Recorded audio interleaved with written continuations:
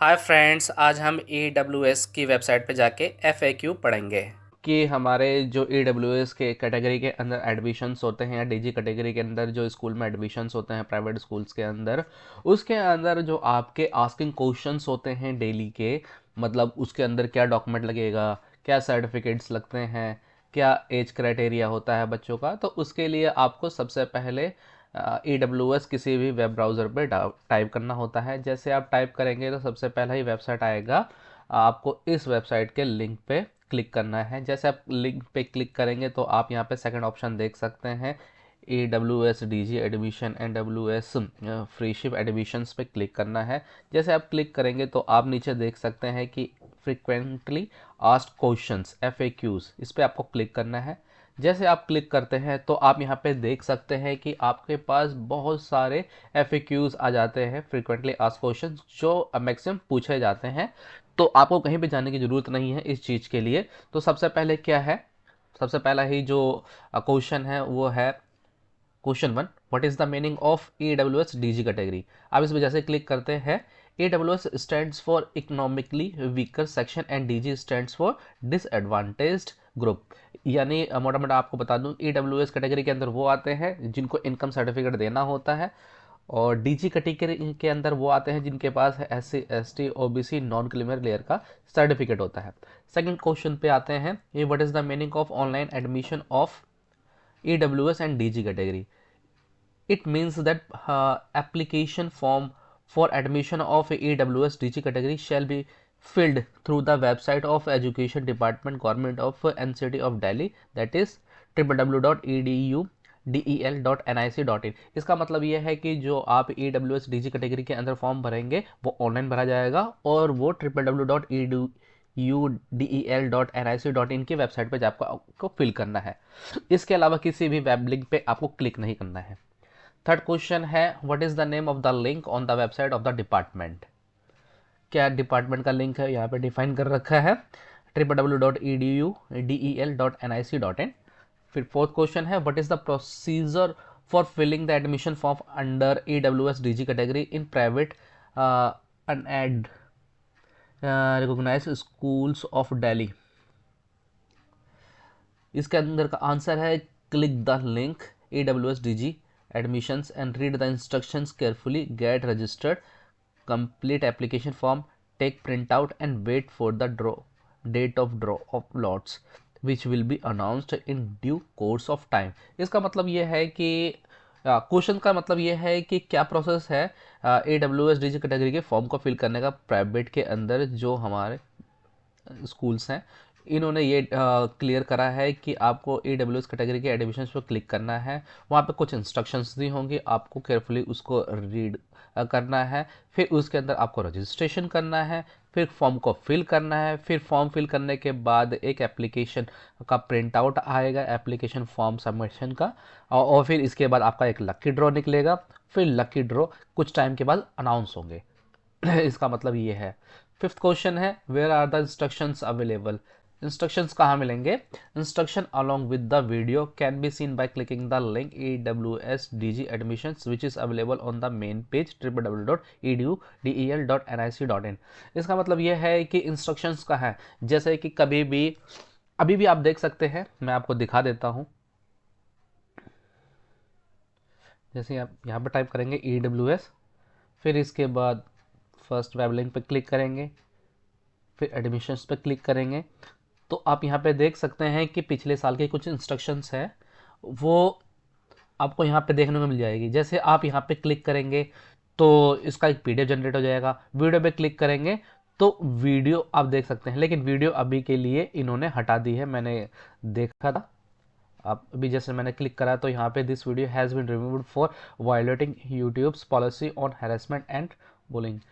और लेकिन आपके पास एक ऑप्शन है कि क्या इंस्ट्रक्शंस हैं, तो इसके लिए आप डाउनलोड ई ब्राउज़र पे क्लिक कर सकते हैं। अब फिर यहाँ पे डाउनलोड का ऑप्शन आ रहा है, PDF जैसे ही आपका डाउनलोड हो जाता है तो इंस्ट्रक्शंस जो हैं वो तो कॉमन ही रहेंगे, क्योंकि फॉर्म फिलिंग का जो क्राइटेरिया है, जो स्टाइल है, वो हमेशा सेम ही रहता है। तो आप इस तरीके से देख सकते हैं। तो हमारे ये क्वेश्चन भी कवर हो गया। सिक्स क्वेश्चन क्या कहता है, in which of the schools Online admission of EWS DG category can be sought.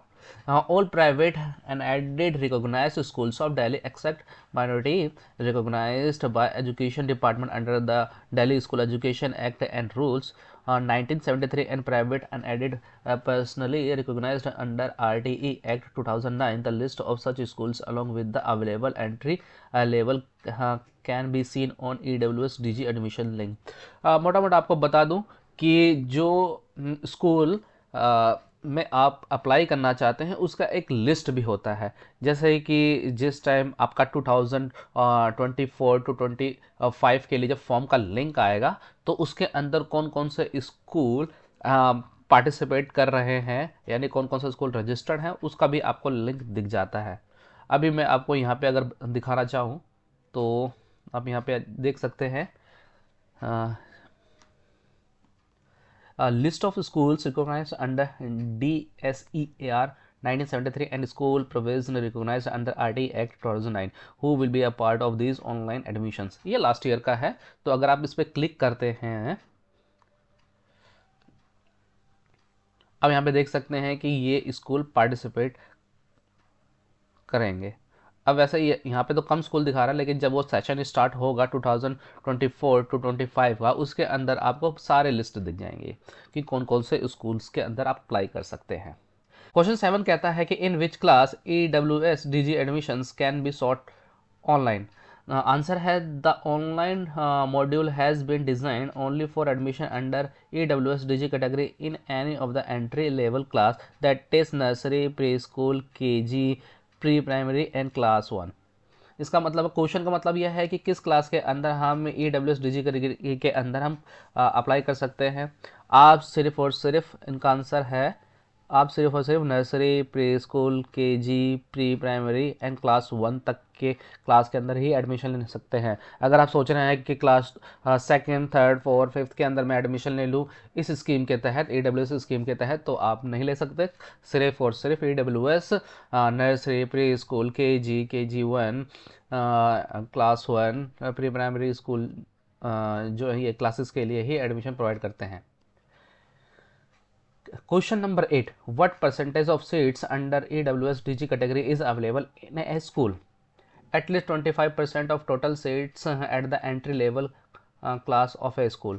यानी जो एंट्री लेवल की क्लासेस होती हैं उसके अंदर हर क्लास के अंदर 25% कोटा होता है इनका EWS कैटेगरी का। क्वेश्चन 9 है EWS एंड DG कैटेगरी का। क्वेश्चन 9 है who comes under EWS economically weaker section category के अंदर कौन आते हैं। A child whose parents annual family income from all resources is less than 1 lakh rupees. आपका इकोनॉमिकली वीकर सेक्शन के अंदर आप आते हैं कि नहीं आते हैं, ये डिफाइन करता है आपका इनकम सर्टिफिकेट, और उसके अंदर अगर 1 लाख से कम का अमाउंट है तो तभी आपका इनकम सर्टिफिकेट बनता है, नहीं तो आपको EWS कैटेगरी में नहीं माना जाएगा। क्वेश्चन 10 है who comes under DG। DG की फुल फॉर्म है डिसएडवांटेज्ड ग्रुप कैटेगरी। DG के अंदर कौन कौन आते हैं। आंसर है ए चाइल्ड बिलोंग्स टू, पहला है शेड्यूल्ड कास्ट यानी SC, और सेकंड है ST। OBC के अंदर आपको नॉन क्रीमी लेयर होना ही जरूरी है। अगर किसी के पास सिर्फ OBC सर्टिफिकेट तो है लेकिन वो नॉर्मल है, आपको तो पता है कि जैसे कि जो OBC के अंदर क्रीमी लेयर और नॉन क्रीमी लेयर दो कैटेगरीज होते हैं। नॉन क्रीमी लेयर के अंदर वो होता है जिनकी एनुअली सैलरी 8 लाख से कम के अंदर होती है, और क्रीमी लेयर वो होता है जिनकी सैलरी 8 लाख से ऊपर होती है, तो उनको क्रीमी लेयर में माना जाता है। नॉन क्रीमी के अंदर वो होते हैं, हमें यहाँ पे अपना मतलब है 8 लाख से कम वाले सैलरी हो, तो उनको हम नॉन क्रीमी लेयर कहते हैं OBC के अंदर। तो आपको नॉन क्रीमी लेयर का सर्टिफिकेट बनाना जरूरी हो, और ये सर्टिफिकेट हमेशा हर साल के अंदर रिन्यू होता है। इसका एक ऑफलाइन प्रोसेस होता है, आपको ऑफलाइन करवाना होता है। ये तब बनता है जब आपका स्टेट का OBC सर्टिफिकेट बना हो या फिर सेंट्रल का OBC सर्टिफिकेट बना हो। नॉन क्रीमी लेयर तभी बन पाता है, ऑफलाइन जाना होता है एसडी ऑफिस के अंदर बनाने के लिए। 4th है child with special needs suffering from disability as defined in person with disabilities act 1995। कहने का मतलब यह है कि अगर कोई स्पेशल चाइल्ड है, जैसे कि डिसेबिलिटी का मतलब यह है कि अपंग हो किसी तरीके से, पैर हाथ कहीं आँखों में कोई दिक्कत हो उसको चलने फिरने में। आप समझ सकते हैं जो इस 1995 के एक्ट के अंदर जो आता है पर्सन विद डिफिकल्ट डिसेबिलिटीज़ के अंदर, उनको ये कवर करता है। और orphans as defined in juvenile justice act, sixth है ट्रांसजेंडर, सेवन्थ है children living with affected by HIV, और एक ब्रैकेट में दिया है there is no need to submit any income certificate of these categories as no income limit is prescribed for them. Income certificate सिर्फ AWS को चाहिए और उनको 1 लाख की सैलरी, 1 लाख से कम की सैलरी दिखाना पड़ता है। अब जो DG कैटेगरी के अंदर आते हैं उनको इनकम सर्टिफिकेट नहीं दिखाना होता है। DG कैटेगरी के अंदर कौन आते हैं? जिनका SC ST OBC नॉन क्रीमिनल का बना हो सर्टिफिकेट, या फिर जो चाइल्ड है पर्सन विद डिसेबिलिटीज़ के अंदर हो, या ट्रांसजेंडर हो, या HIV से पीड़ित हो। तो बस ये ही लोग हैं जो कंसिडर होते हैं DG कैटेगरीज के अंदर। 11th क्वेश्चन है what are the documents required for EWS DG category. सबसे महत्वपूर्ण जो क्वेश्चन, इंपॉर्टेंट क्वेश्चन जो है हमेशा पूछा जाता है वो यही है, आपको ध्यान से समझना है।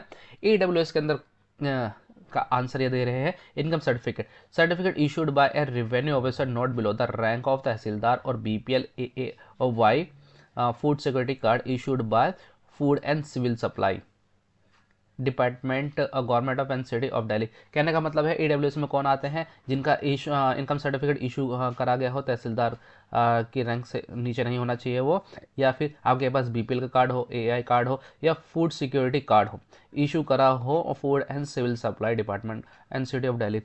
आप जैसे कि यूपी बिहार का लेकर आ रहे हैं फूड सप्लाई का राशन कार्ड दिखाना चाहते हैं तो वो नहीं चलेगा। यूपी बिहार यानी आपको दिल्ली का ही दिखाना पड़ेगा। आपके पास इनकम सर्टिफिकेट है तो आपको दिल्ली का दिखाना पड़ेगा, BPL कार्ड है दिल्ली का दिखाना पड़ेगा, AI कार्ड है दिल्ली का दिखाना पड़ेगा, फूड सिक्योरिटी कार्ड जो है, जो नॉर्मल राशन कार्ड है वो भी दिल्ली का ही दिखाना पड़ेगा आपको। तो आप इस कैटेगरी के अंदर आते हैं।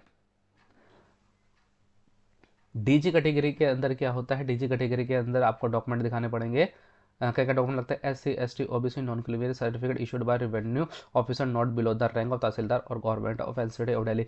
यानी जो आपका SC ST OBC सर्टिफिकेट है वो दिल्ली का ही बना होना चाहिए और तहसीलदार की रैंक से नीचे का नहीं होना चाहिए वो बना हुआ। सेकेंड है children with special needs disabled certificate issued by government hospital. Government hospital ने अगर कोई बंदा अपंग है, स्पेशल चाइल्ड है, तो उसको एक गवर्नमेंट की तरफ से, गवर्नमेंट हॉस्पिटल की तरफ से एक सर्टिफिकेट इशू हुआ होगा तो वो माना जाएगा। Orphans and transgender documentary evidence, कोई ना कोई एविडेंस देना पड़ेगा। और चिल्ड्रन लिविंग विथ और इफेक्टिव बाय HIV, कोई भी अगर HIV से पीड़ित है तो उसका भी मेडिकल आपको देना पड़ेगा। फिर 12th क्वेश्चन है if I have BPL AAY food security card then is it necessary to have income certificate to apply under EWS category? No, only one of this document is required. अगर आपके पास कोई भी BPL ration card है या AAY ration card है या food security card ration card है, अगर आपके पास तीनों राशन कार्ड में से कोई डॉक्यूमेंट है तो उनको इनकम सर्टिफिकेट दिखाने की कोई ज़रूरत नहीं है। क्वेश्चन 13 है I have BPL card but the name of the child is not mentioned. Can I apply under EWS category? उन्होंने कहा है क्वेश्चन में कि पूछा है क्वेश्चन में कि अगर आपके पास BPL कार्ड है लेकिन बच्चे का नाम नहीं है तो क्या वो EWS कैटेगरी में माना जाएगा? यस, साफ साफ लिखा है। बहुत मोस्ट इंपॉर्टेंट क्वेश्चन है ये। अगर आपके पास BPL कार्ड है, अभी बच्चा तो पैदा ही हुआ था, तो अभी आपको तो पता है दिल्ली के अंदर 2014 के बाद नया एडिशन नहीं हो रहे हैं राशन कार्ड के अंदर, नहीं, और ना ही राशन कार्ड बन रहे हैं। तो इस केस के अंदर क्या होता है कि जो पहले के फैमिली मेम्बर्स एडेड हैं और बच्चे का नाम अगर नहीं है तब भी वो चलेगा। क्वेश्चन 14 है I have food security card but it does not have any date of issue, how can I proceed online? अगर फूड सिक्योरिटी कार्ड मेरे पास है और उसमें डेट ऑफ इशू नहीं है तो मैं कैसे उसको प्रोसीड कर सकता हूँ? You can not proceed without filling it. अच्छा, आपको डालना ही पड़ेगा कब वो इशू हुआ था, मैंडेटरी है। क्वेश्चन 15 है I have caste certificate but my child does not have the same, can I apply for admission under DG category? 15 question भी ये भी बहुत ज़रूरी है। क्या होता है कि जैसे कि मेरे पास कास्ट सर्टिफिकेट है लेकिन एडमिशन तो मैं बच्चे का करा रहा हूँ, तो बच्चे के पास है नहीं कास्ट सर्टिफिकेट, तो क्या मैं डीजी कैटेगरी के अंदर अप्लाई कर सकता हूँ? अब यहाँ पे आंसर है yes, you can apply on the basis of your caste certificate, SC ST OBC non creamy layer whichever applicable, provided that it has been issued by the revenue department NCT of Delhi. ये सीधा ऐसा answer यह है कि जैसे कि मान लो कि पिताजी का बना हुआ है, बच्चे का एडमिशन करा है, बच्चे का कास्ट सर्टिफिकेट नहीं है, तो इस केस के अंदर क्या है कि अगर नहीं है पिताजी का, अगर है कास्ट सर्टिफिकेट तो चलेगा, बच्चे का नहीं है तो कोई दिक्कत नहीं है, लेकिन वो दिल्ली का होना चाहिए कास्ट सर्टिफिकेट। 16th क्वेश्चन है my caste certificate has been issued by another state, will it be valid for admission of my ward under DG category?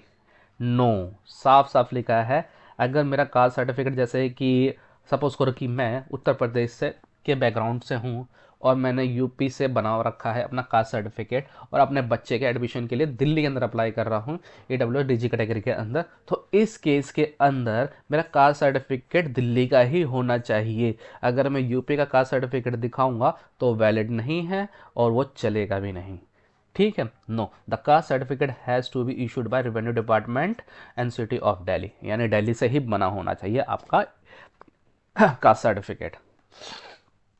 Question 17th है if the validity of my income certificate has expired then how can I apply?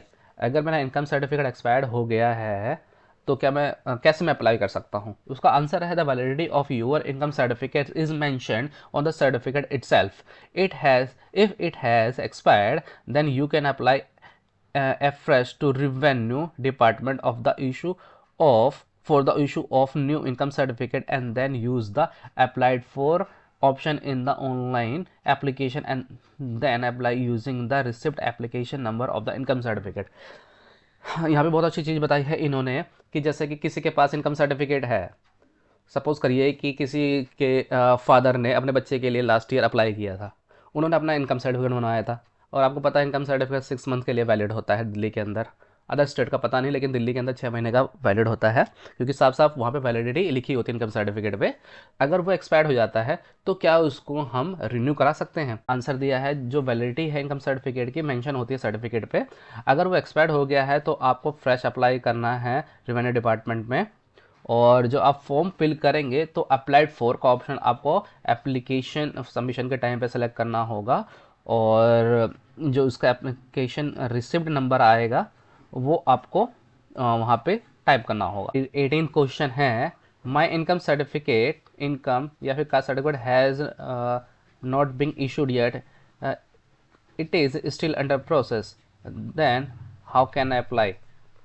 यानी अगर मैंने income certificate या caste certificate अभी तक issue नहीं हुआ है लेकिन मैंने उसको अप्लाई कर रखा है तो क्या अप्लाई कर सकता हूँ मैं?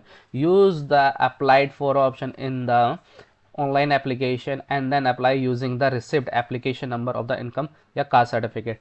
इन्होंने जैसे कि ऊपर भी सवाल का हमारा जवाब दिया था कि अगर हमारा इनकम सर्टिफिकेट एक्सपायर हो गया हो तो उस केस के अंदर कैसे अप्लाई कर सकते हैं। उन्होंने कहा है कि आप अप्लाई करिए, अगर आपको जो एप्लीकेशन नंबर मिलता है, रिसिप्ट आती है, तो इसके अंदर जो एप्लीकेशन नंबर या फिर रिसिप्ट नंबर आता है उसको अप्लाई फॉर ऑप्शन चूज़ करने के बाद वो एप्लीकेशन नंबर आपको डालना होता है।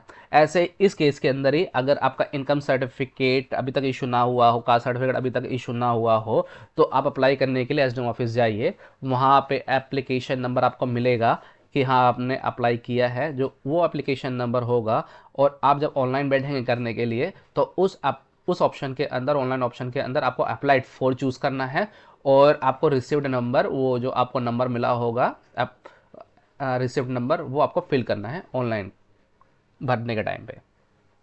क्वेश्चन 19 है I don't have any proof of date of birth of my child, how can I apply? A written declaration या फिर undertaking from parents about the date of child is treated as a valid proof of date of birth of the child. यानी अगर आपके पास date of birth नहीं है तो आपको एक रिटन डिक्लेरेशन देना पड़ेगी या फिर अंडरटेकिंग देना पड़ेगा पेरेंट्स साइड से कि जो उनके बच्चे की डेट ऑफ बर्थ क्या है, तो उसको एक वैलिड डेट ऑफ बर्थ माना जाएगा बच्चे के लिए। क्वेश्चन 20 कहता है in my income certificate my income has been wrongly mentioned as slightly greater than 1 lakh in the birth certificate, some of the details of my children have been wrongly mentioned, how can I apply? You must contact the competent authority for necessary corrections in your documents for filling the online application. साफ साफ नकार दिया गया है कि अगर आपने 1 लाख से ऊपर का इनकम सर्टिफिकेट बनवाया है तो ये हमारी गलती नहीं है, इसको ठीक ठाक करके आप दोबारा ठीक करके आपको सही डॉक्यूमेंट जब आपका हो जाए फिर इसके बाद ही आप ऑनलाइन अप्लाई करिए। क्वेश्चन 21 कहता है what are the documents that can be consider as proof of address. Proof of address में कौन कौन से डॉक्यूमेंट कंसिडर होते हैं? इन्होंने कहा है कि ration card issued in the name of parents having name of child in ration card. अगर राशन कार्ड बना हुआ है पेरेंट का और बच्चे का नाम है तभी वो एड्रेस प्रूफ में माना जाएगा, सीधी सी बात यह है। सेकंड है domicile certificate of the child और हिज हर पेरेंट्स, या बच्चे का बना हो या फिर उसके पेरेंट्स यानी मम्मी पापा का बना हो डोमिसाइल सर्टिफिकेट, तब वो एड्रेस प्रूफ में माना जाएगा। थर्ड है voter ID card epic of any of the parents, यानी माता पिता का किसी का वोटर आईडी कार्ड हो और उस पर जो एड्रेस होता है वो भी मान्य होता है। Electricity bill, MTNL telephone bill, water bill, अगर इलेक्ट्रिसिटी बिल जैसे कि बीसीएस है, टाटा पावर है, एमटीएनएल का बिल हो गया या फिर पानी का बिल हो गया दिल्ली जल बोर्ड का, इनमें जो एड्रेस है वो भी आपका एड्रेस प्रूफ में माना जाएगा। फिफ्थ है यूनिक आइडेंटिटी कार्ड यानी Aadhaar of mother father child issued by government of India. इनमें से जैसे कि आपका मम्मी पापा या फिर बच्चे का ही आधार कार्ड अगर बना होगा तो उस पर जो एड्रेस है वो भी एड्रेस मान्य है। और सिक्स है password in the name of any of the parents और चाइल्ड, या पेरेंट का बना हो या फिर बच्चे का बना हो पासवर्ड, उस पर जो एड्रेस है वो ही चल जाएगा। Rent agreement is not a valid proof of address. सीधी सी बात उन्होंने साफ साफ डिफाइन कर दिया है, डिक्लेयर कर दिया है कि रेंट एग्रीमेंट को प्रूफ ऑफ एड्रेस का पार्ट नहीं माना जाएगा, बात खत्म। क्वेश्चन 22 है what are the documents that can be consider as proof of birth. अगर प्रूफ ऑफ बर्थ दिखाना चाहते हो तो क्या है, क्या क्या डॉक्यूमेंट रहेंगे? फर्स्ट है birth certificate under the birth that and marriage certificate act 1969, यानी क्या है कि बर्थ सर्टिफिकेट जो है आपका इस एक्ट के अंदर 1969 के तहत जो भी सर्टिफिकेट इशू हुआ होगा वो आपका बर्थ सर्टिफिकेट माना जाएगा। हॉस्पिटल या auxiliary nurse and midwife ANM registered record, अगर हॉस्पिटल ने कोई भी रिकॉर्ड दिया है या एएनएम ने कोई भी बर्थ का रिकॉर्ड दिया है तो वही माना जाएगा। थर्ड के अंदर आंगनवाड़ी का रिकॉर्ड, आंगनवाड़ी ने कोई भी अगर रिकॉर्ड दिया है तो वो भी आपका प्रूफ ऑफ बर्थ माना जाएगा। फिफ्थ है फोर्थ है declaration of age of the child by the parents और गार्जियन, अगर कोई डिक्लेरेशन या फिर एफिडेविट दिया है बच्चे का पेरेंट्स ने तो वही माना जाएगा। Question number 23, is income certificate necessary for DG category? साफ साफ लिखा है नो। डीजी कैटेगरी के अंदर जो भी आते हैं उनको इनकम सर्टिफिकेट देने की कोई ज़रूरत नहीं है। बहुत बड़े ये क्वेश्चंस होते हैं, सबसे ज़्यादा टॉप मोस्ट पूछे जाने वाले क्वेश्चंस होते हैं कि भाई जैसे कि डीजी कैटेगरी के अंदर कोई आता है जैसे कि SC ST OBC non criminal के जो सर्टिफिकेट्स हैं, है ना, कोई बच्चा अगर डिसेबल्ड है, चाहे से पीड़ित है, ट्रांसजेंडर है, तो क्या उनको भी इनकम सर्टिफिकेट देना होगा? और नहीं, यहाँ पे साफ साफ डिक्लेयर कर दिया है कि उनके लिए नहीं है। ठीक। 24th क्वेश्चन क्या कहता है what is the age criteria for admission for EWS DG education in entry level classes. Entry level classes के अंदर एज क्राइटेरिया क्या है? यहाँ पे 2019 के अंडर इन्होंने बताया है एज क्राइटेरिया क्या होता है, क्या माना जाएगा। 31 मार्च 2019 के हिसाब से इन्होंने डिफाइन करा है कि अगर बच्चे अगर वो नर्सरी या प्री नर्सरी के अंदर एडमिशन चाहता है तो उसकी एज 3 से 5 साल होनी चाहिए। ठीक है। सेकंड है केजी या फिर प्री प्राइमरी के अंदर एडमिशन चाहता है तो 4 से 6 साल एज होनी चाहिए इस डेट तक, 31 मार्च 2019 तक। और थर्ड है क्लास 1 के लिए 5 से 7 साल की एज होनी चाहिए 31 मार्च 2019 तक। तो आपको ध्यान से देखना है। और वैसे भी जब ये 2024 से 25 तक का आपके पास नोटिफिकेशन आएगा एडमिशन का तो उसमें एज क्राइटेरिया क्या है वो आपको केयरफुली देख के भरना है।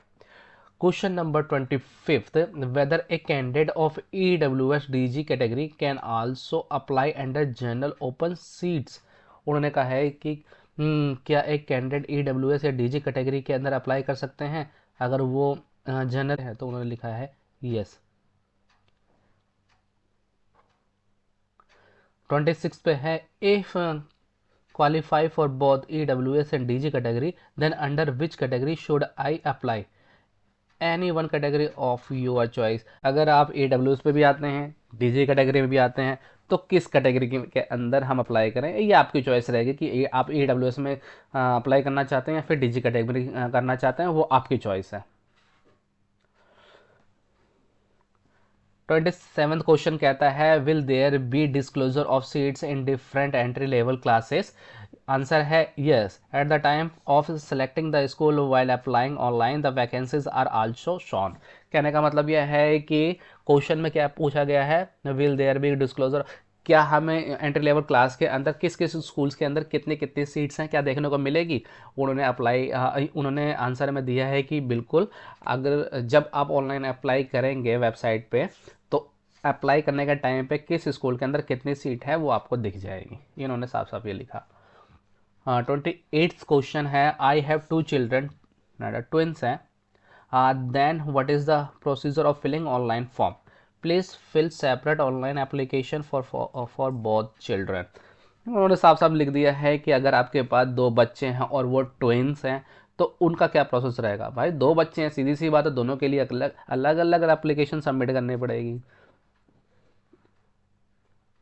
29th क्वेश्चन है how would I know in which of the schools I have applied, will I have choice of school after registration. Registration के पास मेरे पास क्या चॉइस रहेगी कि मेरे को कैसे पता चलेगा कि स्कूल मैंने किस स्कूल के अंदर अप्लाई करा है। तो इन्होंने आंसर दिया है कि after registration the applicant has to fill the application form. 2 part होते हैं जब आप ऑनलाइन फिल करते हैं, एक रजिस्ट्रेशन होता है, आईडी पासवर्ड बनता है, फिर आईडी पासवर्ड लॉगिन करने के बाद एक सेकंड फेज स्टार्ट होता है जिसके अंदर आपको एप्लीकेशन को फिल करना होता है। तो उन्होंने लिखा है कि आफ्टर रजिस्ट्रेशन हो जाने के बाद the applicant has to fill the application form भरना पड़ेगा। इन द एप्लीकेशन फॉर्म के अंदर the applicant has to select and give priority to the schools in different distance ranges.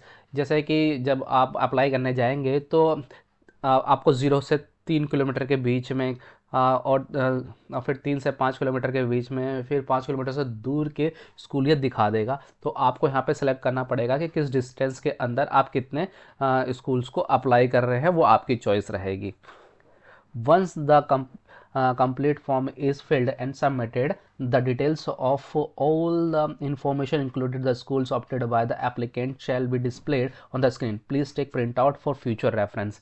बिल्कुल, जैसे कि आप जब ऑनलाइन फॉर्म भर रहे होते हैं तो आपने किस किस स्कूल के अंदर किस किस डिस्टेंस पे कौन सा स्कूल को सबमिट किया है, तो उसका जैसे आप सबमिट कर देंगे तो उसका एक प्रिंट आउट निकलेगा और आपको स्कूल के नेम भी दिख जाएंगे, कितने डिस्टेंस पे थे वो यही पता चल जाएगा।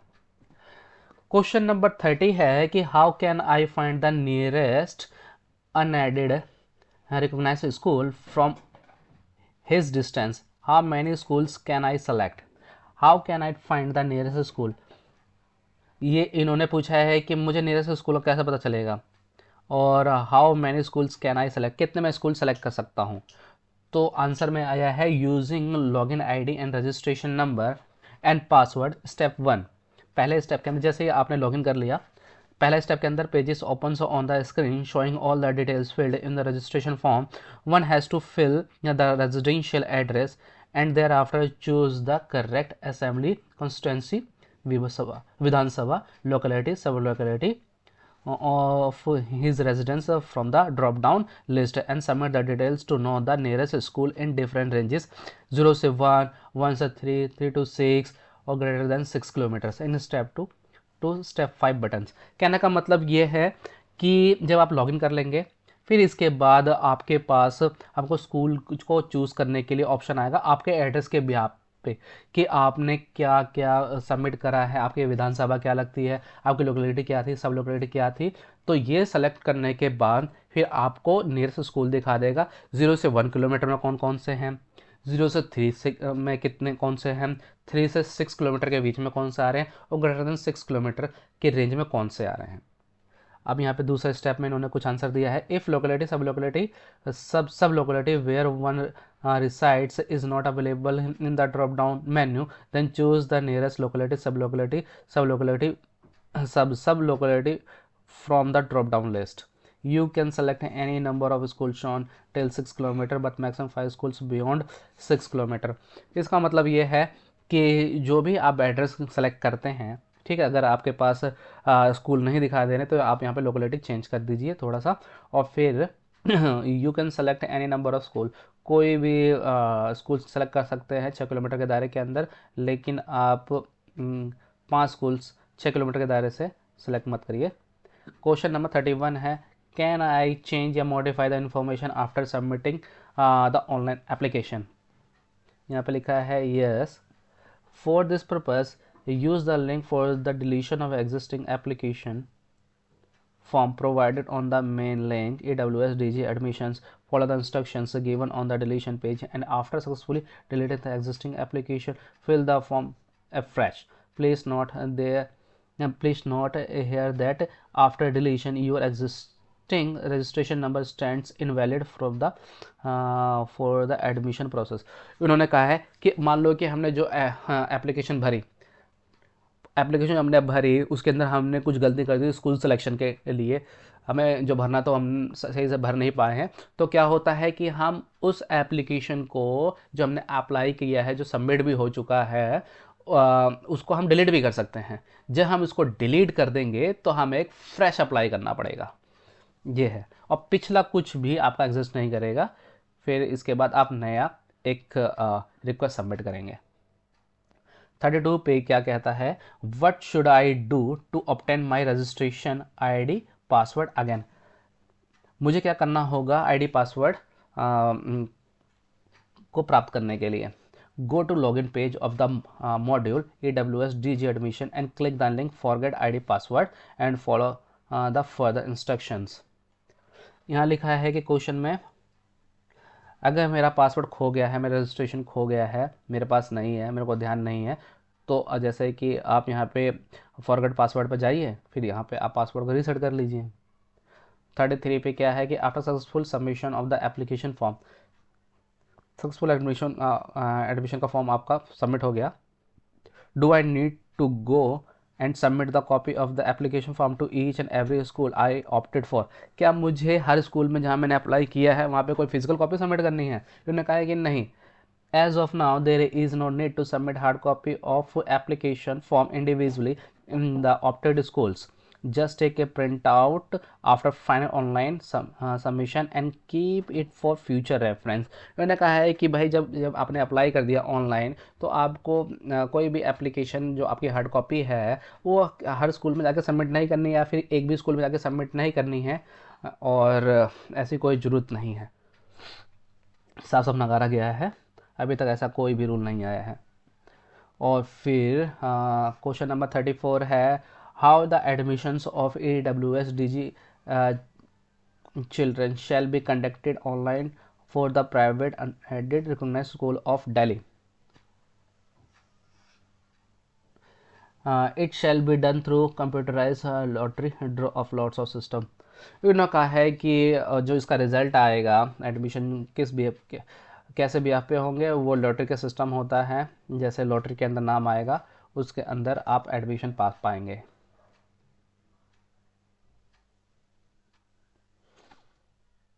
क्वेश्चन नंबर 35 है कि when the draw of AWS DG quota will be held,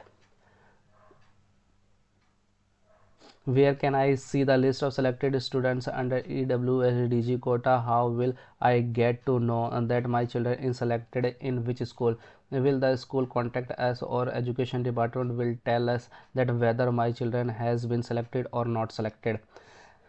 हाँ, इन्होंने कहा है कि जब हमने कोटे के हिसाब से हमने AWS DG के अंदर हमने भरा हमने फॉर्म, हमें कैसे पता चलेगा कि हमारा जो कोटा था, स्टूडेंट्स ने जो अप्लाई किया, और हमारा बच्चा जब सेलेक्ट हो गया किसी स्कूल के अंदर, तो हम कांटेक्ट कैसे करेंगे?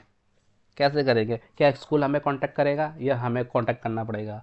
तो आंसर में दिया है, first, computerised draw of lots will be held on 7/3/2018। इन्होंने एक लास्ट ईयर का अपना दिया है कि इस डेट को अगर आता है आफ्टर द कंप्यूटराइज लॉटरी का रिजल्ट जैसे ही आता है, result will be in public domain में होगा, and you will get to know that your child has been selected in which school through SMS on your registered mobile number also.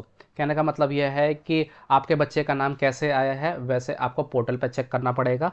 Portal पे भी आप check कर सकते हैं कि list में आया है, आप लिस्ट में चेक कर सकते हैं, रजिस्ट्रेशन नंबर के हिसाब से, अपना नाम के हिसाब से भी चेक कर सकते हैं। और फाइनली एक और ऑप्शन है, आपके मोबाइल नंबर पे भी एक लिंक आएगा, मैसेज आएगा कि आपके बच्चे का एडमिशन हो गया है। मैसेज के थ्रू भी आपको इन्फॉर्मेशन मिलेगा। आपको किसी स्कूल में जाने की ज़रूरत नहीं है कि जब आपके पास आ जाए फिर इसके बाद आप स्कूल के अंदर जाइए कि हाँ मेरा AWS के अंदर मेरे बच्चे का एडमिशन का लॉटरी में नाम आया है। तो स्कूल वालों से आपको कांटेक्ट करना पड़ेगा और उनसे पूछिए कि इस कैटेगरी के तहत जो मेरा लॉटरी में नाम आया है तो एडमिशन कब से स्टार्ट होंगे ये वाले। प्रिंसिपल से मिलिए, और वैसे भी प्रिंसिपल से मिलने की ज़रूरत नहीं है, आप स्कूल के अंदर रिसेप्शन पर जब जाएंगे तो आपको वो सब बता देंगे कि इस कैटेगरी के तहत कब तक एडमिशन के लिए अप्लाई कर सकते हैं आप। 36 क्वेश्चन है, I have filled the online application, जैसे मैंने फॉर्म फिल कर दिया है, I need to send the printed form anywhere, क्या मुझे कहीं पे ये भेजना है अपना प्रिंटेड फॉर्म को। Do I have to fill any other form manually और any other form on school website, how will I submit the required documents.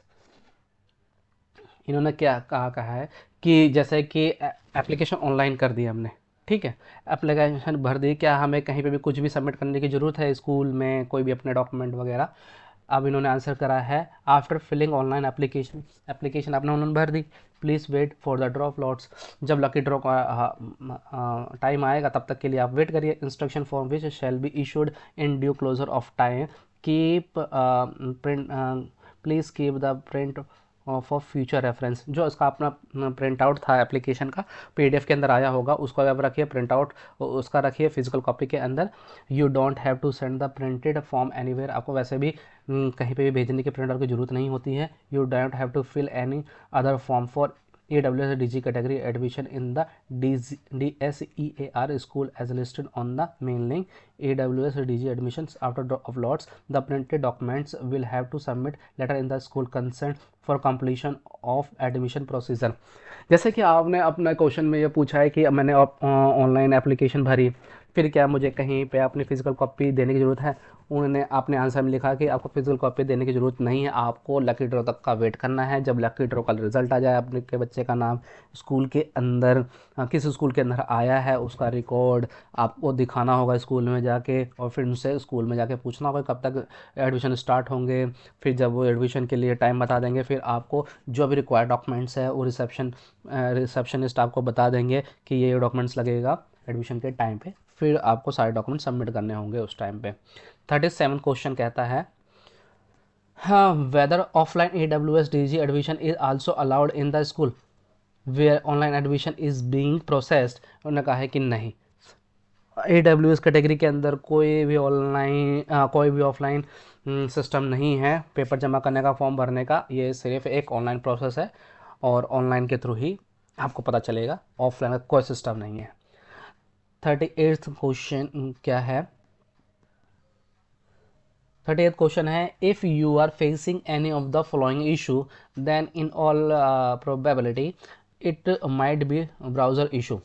First name not getting accepted in the registration form, second to page not opening, third login problem, not able to access the login page. ये कुछ system issue हैं। Please use any browser other than internet explorer such as Google Chrome, Safari and Mozilla etcetera. उन्होंने preference दी है कि आप internet explorer के अलावा Google Chrome, safari, Mozilla वगैरह यूज़ करिए। उन्होंने वेबसाइट वगैरह इन पे बनाई होगी, इनके जो कंटेंट्स हैं उस ब्राउज़र के लिए ज़्यादा कॉम्पैक्टिबल होंगे जो इन्होंने बताए हैं, गूगल क्रोम, सफारी और मोजिला। जहाँ तक हो सकता है मैंने सारे क्वेश्चंस के जवाब FAQ के अंदर जो इनके लिस्टेड हैं उनको एक्सप्लेन करने की कोशिश करी है। अगर आपको अच्छा लगे हैं तो मेरे चैनल को लाइक एंड सब्सक्राइब करते रहिए। Thank you.